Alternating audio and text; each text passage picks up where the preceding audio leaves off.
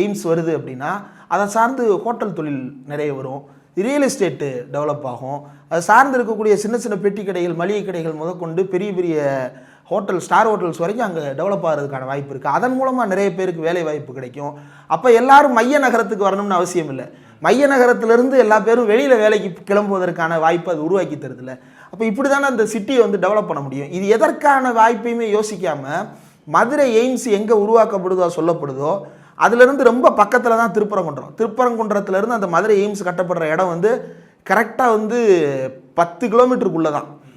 Thirumangalam to Thiruparankundram அந்த 10 kilometre, இதுக்கு இடையில வந்து அந்த திருமங்கலத்தை ஒட்டி தான் வந்து எய்ம்ஸ் வரப்போகுது.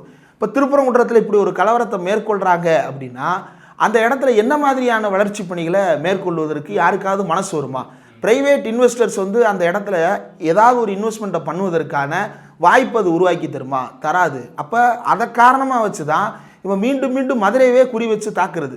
மதுரை வளர்ச்சி அடைவது இவர்களுக்கு பெரிய ஒன்றும் இல்லை. நீங்கள் நம்ம ஏற்கனவே பேசியிருக்கோம், மதுரையில் இந்த திருப்பரங்குன்றம் பிரச்சனையை கிளப்புனதே அவன் எப்படி கிளப்புனான்னா, மதுரையில் இருக்கக்கூடிய எல்லா சாதி சங்கங்களையும் நேரில் போய் பார்த்து எல்லாரும் தீமை ஏற்றுறது, குன்றம் காப்போம் குமரன் காப்போம் தான் ஆரம்பித்தான். அப்படி ஆரம்பிக்கப்பட்ட போது எல்லா சாதி சங்கங்களையும் போய் பார்க்குறான்ல, ஏன் சாதி சங்கத்தை போய் பார்க்குறான்? ஏன் வேறு அமைப்புகளை போய் பார்க்கல?